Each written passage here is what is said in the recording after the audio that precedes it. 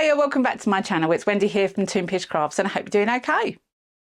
We're almost at the witching hour and I cannot wait. I absolutely love Halloween. I love creating the videos. I love creating the lights, the pumpkins, the ghosts and everything else that goes with it. It's so much fun.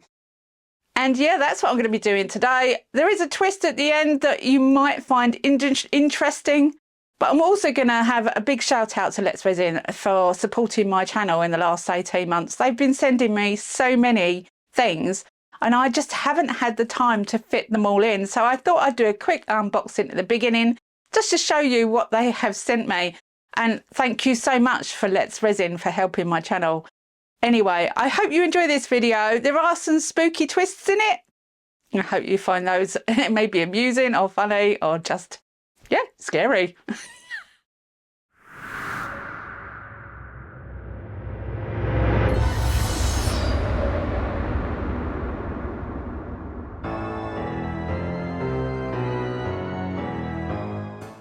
So over the course of the last year, every now and then, Let's Resin send me some moulds. And to be honest with you, I haven't had time to open them.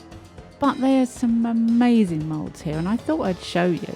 This pack has got lots of animals in it. So many different types. Amazing kit. This one is liquid ice creams and lollies. Now I did actually ask for this for the summer, but I couldn't fit it in. I do need to think about doing more than one video a week, I think. These were trays that I didn't know were turning up and I absolutely love these. I don't think they're trays, they're large coasters, aren't they? But they're beautiful shape and I will be using those in the future. When? I don't know. Now this one confused me. I wondered why I have sandpaper in it. It's actually a dice shaker mould. It comes in bits and it confused me a little to start with. I do understand how it fits together. I think it's going to need a little bit of hot glue to secure it, mind you. One day I will do that. These two are the same, and again I did actually ask for these, but I haven't had time to do them, and I do plan to. I think these moulds are gorgeous. I do love crystal moulds, and these are really large crystal moulds. This one was given to me last year. Do you remember when Claire did this last year? Yeah, I didn't want to step on her toes because she made so many beautiful pieces out of these. So I thought I'd leave them until this year. I was actually going to do a Christmas in July with them. Again, didn't get round to it. This one is a jar mould. Now I do actually have a few jar moulds and I have used these moulds in the past. And I'll link a video in the top right hand corner when I made quite a few different jars all at the same time. I do like this jar mould and I'm planning to make use of it this Christmas season too. And this is the one that I'm aiming for. Now it just so happened it was the last box I opened. I didn't know which ones were which. I also have another one of these, so I'm planning to use these two moulds today as it's the Halloween season.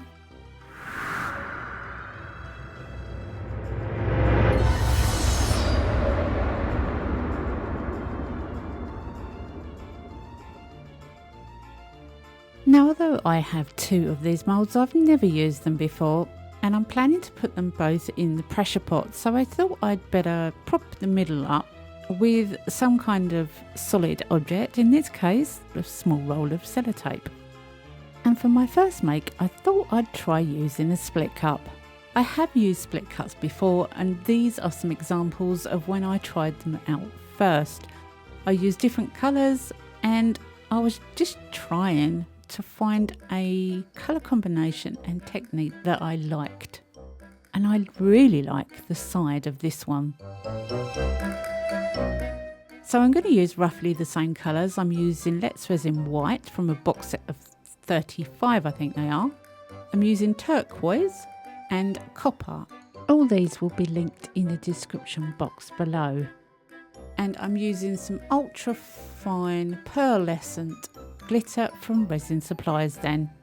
Now I do like to find a bargain, and when I found some split cups that were really cheap on, I think they were AliExpress or Temu, you can see the difference. The Let's Resin one on the right is sturdy with a spout, and they work so much better than the cheap alternative.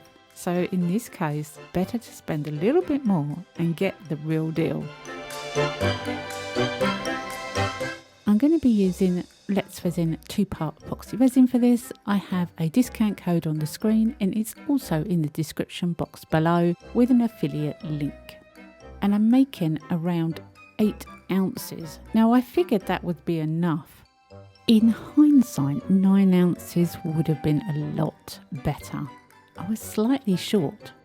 I'm using the xTool mixer to mix it all, but I won't put you through all that.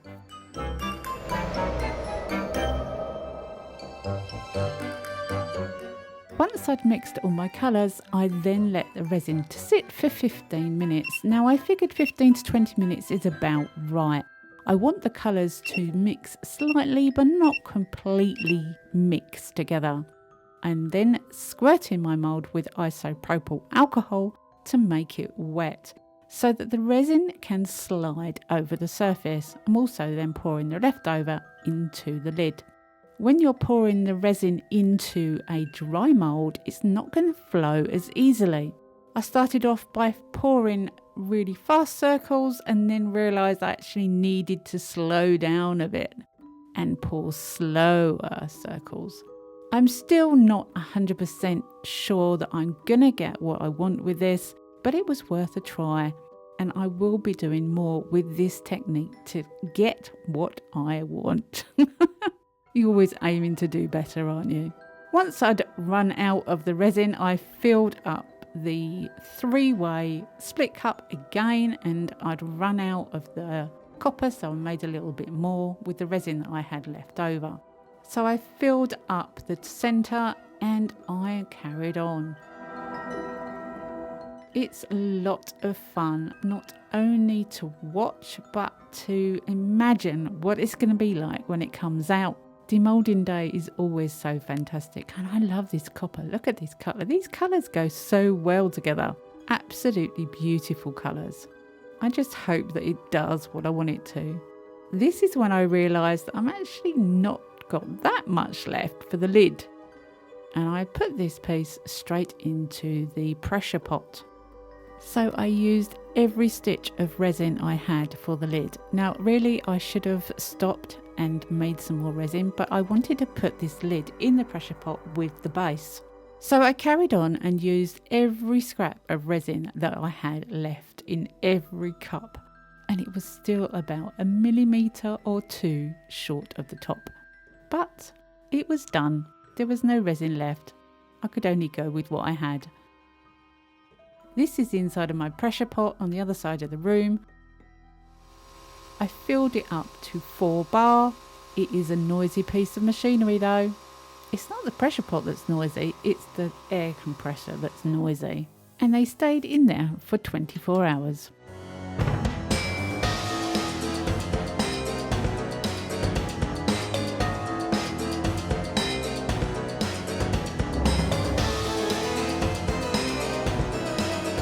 The following day I took it out of the pressure pot and immediately took the sellotape out of the middle. And I was fascinated to see what I had created. The lid first, I think. Because I'd used the remnants of the split cup with the lid, the pattern would have been tighter.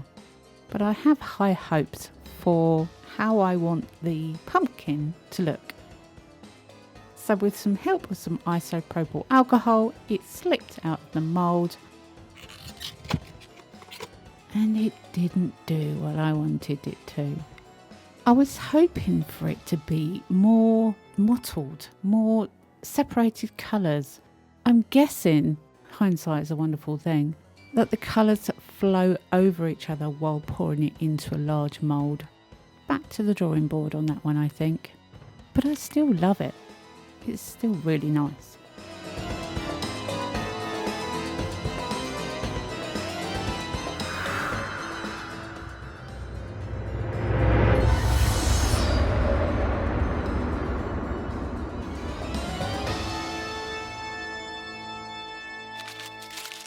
So these are glow-in-the-dark pebbles. They're plastic, but they're designed to be put onto gravel driveways so that you can have a glow-in-the-dark driveway when you're driving your car in at night.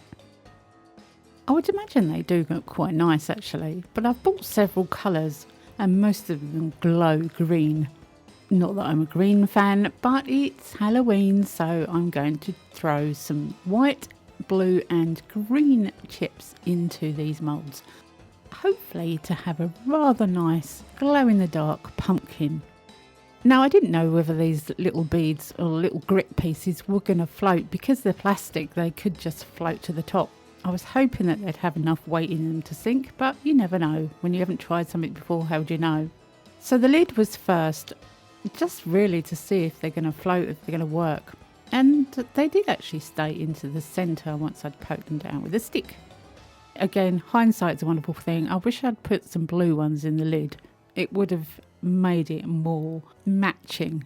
Because although I'm using the white in the base, I'm using quite a lot of blue. So yeah, hindsight, isn't it? Love it. Don't you just love it? Makes you feel so good. Anyway, I'm using completely clear 2-part epoxy resin. This is a shallow pour resin, but these moulds have quite a large centre, so they're really only a centimetre at the most thick around the outside. And as a shallow pour resin is quite okay for centimetre, there's nothing wrong with using it in this type of mould. So all I'm doing here is pushing the pebbles down to try and get an even amount around the outside of the mould inside, if you see what I mean. These are the blue pebbles and they're my favourite. They are absolutely beautiful. And the white ones do glow blue, I think. Oh, I don't know. Yeah, I think they glow blue. Anyway, we'll find out at the end, won't we? But I do wish I'd put some blue ones in the lid. As I said, it would have matched in better. Once I'd run out of the larger blue and white ones, I used some of the smaller blue ones. It does make me think sometimes I'd like a gravel driveway though. And I got so messy with this. I got absolutely... Oh, it was just everywhere. But that's part of the fun, isn't it? Getting messy. My mum always used to say to me, a messy kid is a happy kid. And I was always messy as a kid. And I still am. It actually worked out quite well with the small gravel pieces at the bottom, so I could make a quite flat surface and still fill up with a little bit of resin at the end. And that went into the pressure pot. Now I did make up a massive amount of resin this time. I did not want to be short of resin, so I thought I'd do both pumpkins together, and I made 20 ounces. I'm using some grape from Let's Resin. It's the chameleon grape, gorgeous colour. It's like a blue purple, absolutely darling. I love that colour. And I'm going to use mostly clear resin in this pumpkin piece, but with a small amount of grape to flick through it. And I'm looking for that ghosty wispiness, almost like smoke effect through the resin. That's what I'm going for. That's the plan. Now I've filled up this base mould with practically all clear resin, and I'm just putting a little bit of the grape colour on top and using a stick just to try and help it go down inside the mould a little. That's all I'm doing. And as this resin again was mixed about 15 minutes ago, it shouldn't completely mix. It should just be a dusting, a little wispy. I've still got resin left over, so I grabbed another pumpkin mould that I did buy from Temu, and I thought, well, I've got the resin, I'll try that as well. And this one I think has got a door. It's like a pumpkin house. It'd be interesting to find out what it looks like. But I didn't have enough resin for the hat, so I figured I'd make that another time. I also didn't have enough room in my pressure pot to put this in as well. So the pressure pot has just got the 2 other pumpkins with the lids, and this one sat on the side quite happily. And I also forgot to put the stoppers in the centre of the pumpkins. I hope they don't collapse.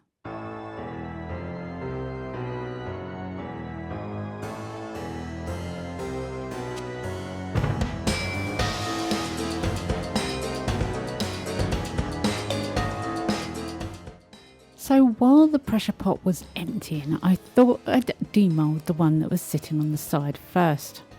It's testament to how good this resin is, really. There's no bubbles in it. That just sat on the side. Do I really need a pressure pot sometimes? I do wonder. But it's absolutely beautiful resin. Look at the clarity and that wispiness. Oh, what a perfect colour. Blue purple. Just darling. I do think I'm going to colour in the windows and the door frame though with black. So they've come out of the pressure pot. They haven't collapsed in the middle. That just says how strong those moulds are. They're brilliant. And gorgeous top for the first one. And although I don't like green, the second lid is just as sweet. I do love the design of this mould. I love the way it's tactile.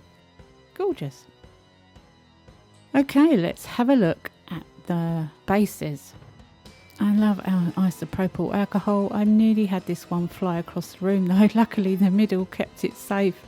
I did think that was going to go shooting across the room. But this wispiness is absolutely beautiful. There is a place where there's no purple, but I don't mind that at all. I think this is gorgeous. Now the lid has got a little bit of overspill on it, so it wouldn't shut properly. So I just thought, oh, I'll just pull that overspill off and it shuts beautifully. This mould is just adorable. Absolutely solid and shiny. And a really nice size for a pot as well, I think.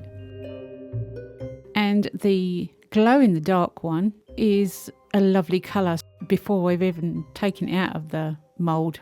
I love the colour. Again, isopropyl alcohol, and it pops right out. These pebbles just make the distribution of glow in the dark through something absolutely 100%.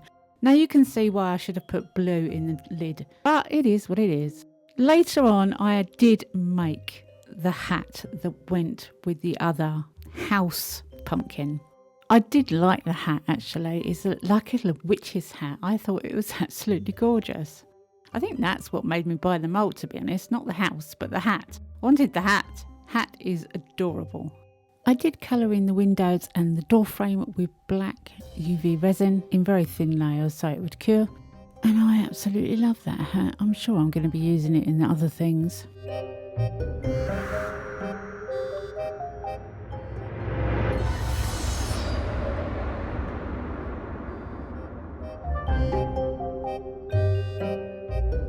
So you're probably thinking, well, I've seen it all now. I know what happens.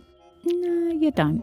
There's still one surprise left in store in this video.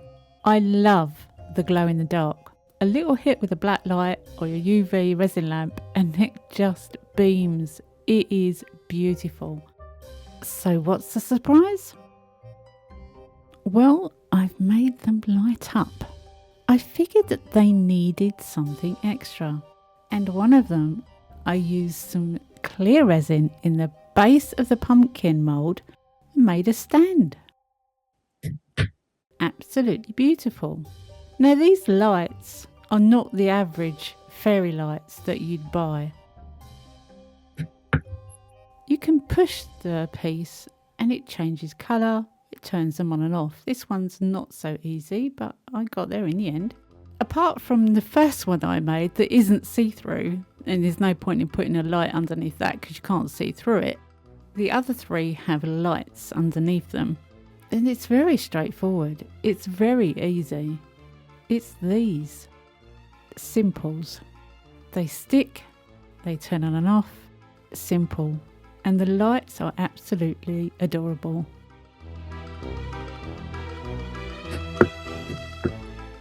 So many different colours, so many different functions, and I've really enjoyed this project. I've enjoyed the lights, I've enjoyed the colours, I've enjoyed the moulds. It's just been so much fun. So a big thanks to Let's Resin for sending me the pumpkin mould that I used, and thanks for sending me all those other moulds as well, and I will get round to using them. Anyway, I hope you've enjoyed this one. I hope you've got something out of it and had some fun along the way. Come back and see me next week because you never know what I'm going to be up to. I never know what I'm going to be up to. Have a great week. Happy crafting and bye for now.